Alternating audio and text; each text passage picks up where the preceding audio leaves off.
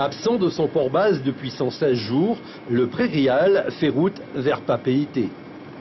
Les 95 hommes et femmes de la frégate attendent la fin de l'élitreillage du nouveau chef d'état-major des forces armées en Polynésie française, venu les accueillir à la mer.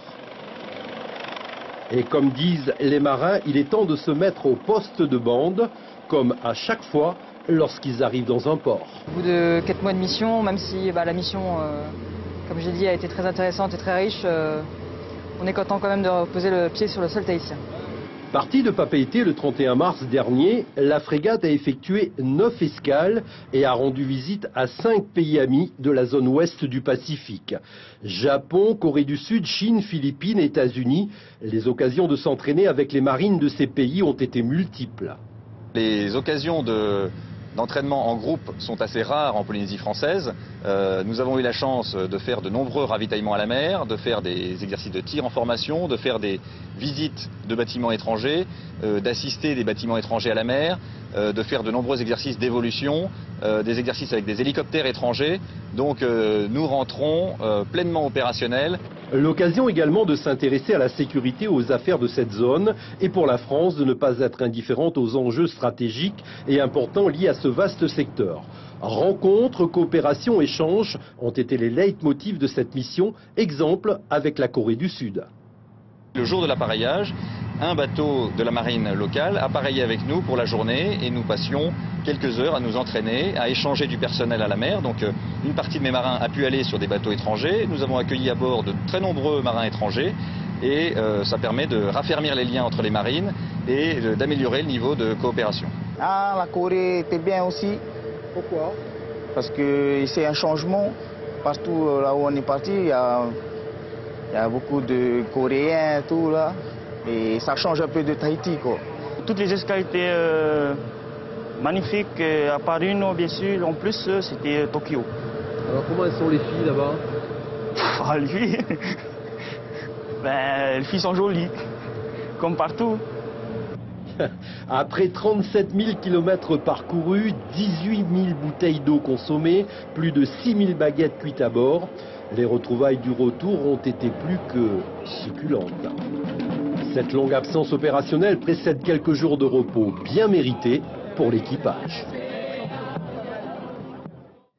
Et Jacques Damour est en direct de l'état-major du Taoné en compagnie du contre-amiral. Anne Culler quittera la Polynésie dans quelques jours. Elle fait son bilan pour Polynésie Première. Oui, Jeanne, bonsoir. Vous l'avez dit avec moi depuis le centre opérationnel du Taoné. Anne Culler, le commandant supérieur des forces armées en Polynésie française. Amiral, bonsoir. Bonsoir.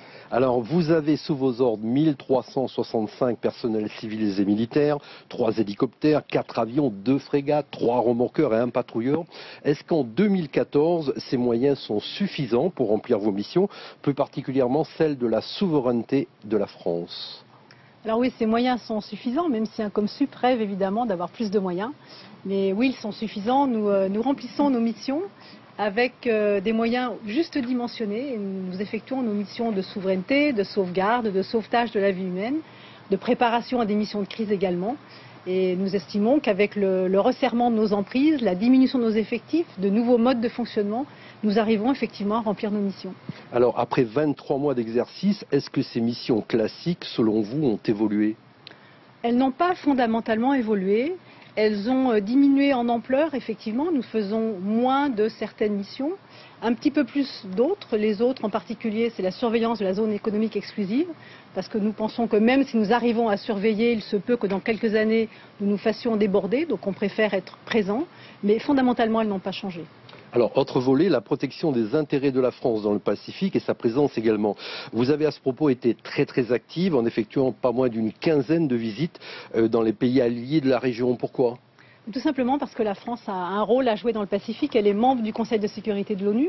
Et donc, à ce titre, en tant que nation du Pacifique, elle a vraiment des responsabilités et des intérêts dans le Pacifique qu'elle se doit de défendre et de connaître. C'est la raison pour laquelle j'ai effectué à peu près 18 déplacements dans différents pays pour rencontrer mes homologues militaires, pour savoir comment travailler avec eux en cas de crise, comment coopérer et comment contribuer à la sécurité dans le Pacifique.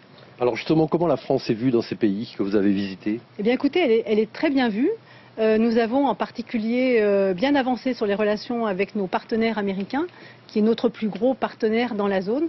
Et vous avez pu voir en Polynésie française plusieurs visites consécutives d'officiers généraux américains, d'une frégate américaine, et il y en aura d'autres. Alors venons-en à un sujet très très sensible. Moruroa, on le sait, 193 essais ont été effectués.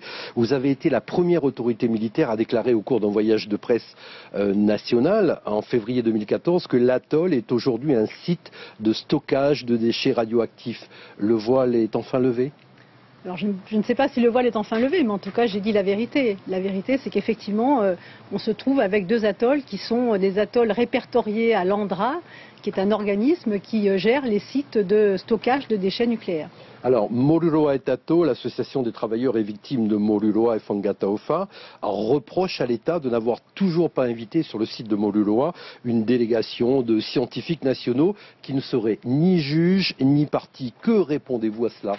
Écoutez, je réponds tout simplement qu'à l'issue des essais nucléaires, une telle organisation est venue et a fait une étude. C'était l'AIEA, l'Agence internationale pour l'énergie atomique. Et donc cette agence qu'on ne peut qualifier de pro-française, puisqu'elle avait parmi ses membres des Australiens, des Néo-Zélandais, qui étaient connus pour être contre nos essais nucléaires, et bien d'autres pays, a fait une étude concluant à une zone qui ne devait pas continuer à être surveillée. Donc cette étude a été faite déjà. Alors, il ne nous reste pas beaucoup de temps. Quelques informations sur l'évolution du chantier Telsit. Alors le chantier Telsit, il va continuer, il va débuter bientôt, mais j'aimerais surtout vous apporter une nouvelle importante sur Moruroa. C'est que depuis le 10 juillet, une ordonnance est sortie et a inscrit dans le Code de la Défense, et cela devrait résoudre, je l'espère, beaucoup de problèmes de communication, a inscrit dans le Code de la Défense la création d'une commission d'information qui, au même titre qu'à Brest et à Toulon, permettra à l'État, au pays, aux personnes intéressées, dont les associations, de s'exprimer sur le sujet en toute transparence. Alors, Amiral, dans quelques jours, vous allez quitter vos fonctions. Où irez-vous ? Alors j'irai à Paris, j'irai à l'état-major de la marine et je serai chef des opérations de la marine. En tout cas, maruru pour nous avoir reçus ici en direct dans vos locaux du Taoné. Et puis je vous dis un grand faitoito. Maruru.